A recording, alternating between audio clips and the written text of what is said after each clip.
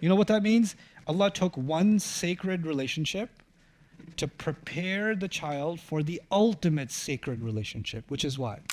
Assalamu alaikum. Before you begin this video, just quickly wanted to let you know that so much of the work on the Quran has been completed on Bayyinah TV. I want you to enjoy systematically studying the Quran from the beginning all the way to the end in brief and then in great detail. And to do that, I'd like for you to sign up on BayyinahTV.com. And once you appreciate what's going on in Bayyinah TV, I want you to become an ambassador for it and share that subscription with friends and family and give it as a gift also. Thank you. Now we switch gears. وَكَأَيٍّ مِّن قَرْيَةٍ عَتَتْ عَنْ أَمْرِ رَبِّهَا وَرُسُلِهِ فَحَاسَبْنَاهَا حِسَابًا شَدِيدًا وَعَذَّبْنَاهَا عَذَابًا نُكْرًا. It's going to feel like it's a different surah. And how many villages, towns, cities have there been that disobeyed the commandment of their master and disobeyed the commandment of their messenger? So we took them to account with an intense audit, and we punished them in a way that was never even heard of before. This is what Allah is saying. Destruction of past nations. Where did that come from? I'm not going to tell you yet. I'll tell you by the end today. وَكَأَيٍّ. Let's start with the first word. كَأَيٍّ. اسم لعدد كثير. لعدد كثير مبهم يفسره بما يميزه بعد. كأي means, oh my God, how many on top of many on top of many, and then it's clarified with min something. So what an enormous number of civilizations have there been, qarya have there been, towns have there been, that disobeyed the commandment of their Rabb. Can you name some of these towns that Allah mentioned? Some of them. I mean, He's saying there's a lot more than He mentioned. But some of them that He mentioned, do you know? Ad, Thamud, even Fir'aun, for example. There's these qura that were destroyed, right? And Allah talks about them, ahlaknahum, right? So let's talk now about a little bit maybe I should just tell you now. Fine, I'll just tell you now. The only way I can explain this to you in my way, because my deviant way is my deviant way. It's like people come to me and say, which tafsir did you get this from? I'm like, I didn't. I made it up. No, it's my own thinking, and then I share my thinking with my colleagues, and I discuss it with them, and they say, yeah, that makes sense. That's where this is coming from. I call this the first and the last domino. So let me explain what I mean by that. You have family law, which is what we saw, a glimpse of family law. And I told you earlier on in today's discussions in the previous ayah that the bond of the man and the woman is sacred in the Quran. And actually the first bond of human beings was the bond of Adam and Hawa, was the bond of marriage, right? So it's the most sacred bond in existence between human beings. Okay. Now, having said that, because of that bond being sacred, the way you enter into it, the way a man and woman can be together needs to be sacred. And the way they end that also needs to be sacred, right? That's what we described. And as a result of that, because there's so much care put into how a man and woman come together, as a result of that, the child that is born from that relationship is also a sacred responsibility, is it not? And as a result of that, the child is also told to honor the two people that came together to bring that child into this world. And so, وَبِالْ وَالِدَيْنِ إِحْسَانًا. And the relationship we have with our parents is also what? Sacred. So now, humanity is building this system, and think about a child. The first instance of shukr, or tawakkul, right? Or who does a child turn to when they're scared? Like a believer turns to Allah when they're in fear, khawfan wa tama'an. But when a child has fear and a child has hope, who do they turn to? Parents. When we need rizq, we turn to Allah. When a child needs food, what does he turn to? The parents, right? When a child needs anything, who do they call? When we need something, we make dua to Allah. When a child needs something, what do they call?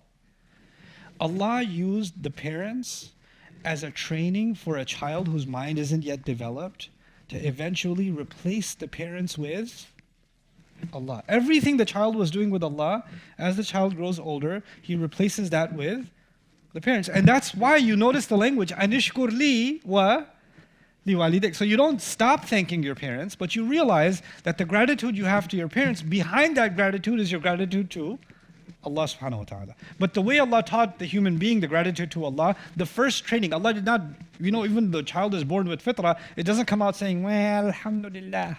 It doesn't do that, right? And the first words that come out of its mouth eventually is not Allah. It are mama, baba. First words, right?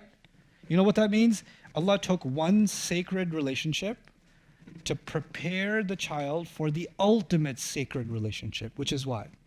The relationship with Allah.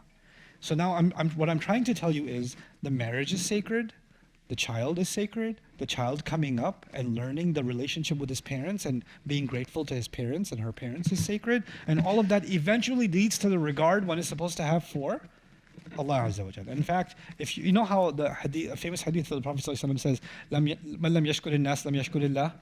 If you can't thank Allah, if you can't thank people, you can't thank Allah. Well, the first instance of that is if you can't even acknowledge the best behavior to your own mother who gave you birth, right? That she brought you into this world, then how are you going to thank the one who brought you into this world that you can't even see? And that's Allah. So it's only logical that you are trained with the seen to prepare you for the unseen. Now, having said all of that, from this comes an entire system of blood ties being sacred. And from this then comes this idea that the yatama are people whose sacred tie parents have been cut. So they become yatim. So what does Allah do? He says, اتقوا ربكم الذي خلقكم من نفس واحدة وخلق منها زوجها. That ayah ends with taqwa of al-arham in Surah An-Nisa. What's the immediate next statement? وَآتُوا الْيَتَامَى أَمْوَالَهُم. Give to the yatama. Why? Because now it's your sacred duty. You as a community must cover for those who don't have the shadow of that other sacred relationship, their parents. So you must go cover for them. You must help them. Now, imagine a society in which the man and the woman coming together is not sacred. They can just get together, hook up and hook off, and sink their hook somewhere else. And they can just have casual relationships. Nothing is sacred about it. Nothing. If such a society existed, I mean, you wouldn't know of such a society, but I'm saying, hypothetically, if such a society existed, then the child that comes into existence as a result of that union, is that child being treated as something sacred? No. Because the union from which he came, or she came, itself wasn't sacred. So the child is not being treated as someone sacred. And will that child see their mother or father as sacred figures to be thankful to turn to learn from, so they can eventually turn to the ultimately sacred? Will that happen? No. No. In fact, they'll talk to their mom and say, yeah, Jennifer, I'm busy right now. We'll call their mom by their first name. I didn't know my dad, and if I knew him, I'd beep, beep, beep. You'd get a society where the parents are no longer sacred. Which means that, by the way, for a child who's coming up naturally, who are the most important people in the life of a child? Parents. If you remove the parents from the equation, you know what that means? There's nobody important left.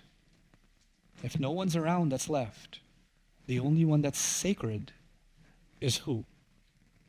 No, not Allah, not for that young man. Yourself. Now you're sacred. Looking out for number one, baby. Now everyone else is a burden. The only one that matters is me. The whole universe revolves around me. Now imagine an entire society of millions of people who have removed the sacredness of the man and the woman coming together and the child becoming a sacred responsibility. What happens to such a society when you say, listen to your Rabb? They're like, Rabb? I don't even listen to my mom. I don't even listen to anybody. You know who I listen to? Me. That's who I listen to. A nation that entirely rebels against the command of their Rabb, because they have no authority. They don't recognize any authority. Why would I listen to a messenger? Another human being? He's just human. Well, the first people you were supposed to have regard for were also human, weren't they? But you don't have that. You don't have it as a culture in that society, you don't have it.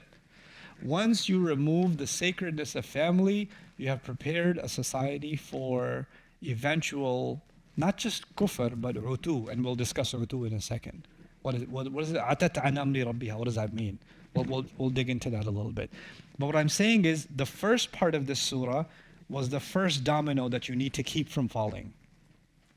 But if you don't let that domino fall, dominoes will continue to fall until you get to the final domino, which is what? حَاسَبْنَاهَا حِسَابًا شَدِيدًا وَعَذَّبْنَاهَا عَذَابًا نُكْرًا. And all the other dominoes in between, you're too smart, you can figure that out yourself. Assalamu alaikum everyone. There are almost 50,000 students around the world that are interested, on top of the students we have, in studying the Quran and its meanings and being able to learn that and share that with family and friends. And they need sponsorships, which is not very expensive. So if you can help sponsor students on Bayyinah TV, please do so and visit our sponsorship page. I appreciate it so much and pray that Allah gives our mission success and we're able to share the meanings of the Quran and the beauty of it the world over.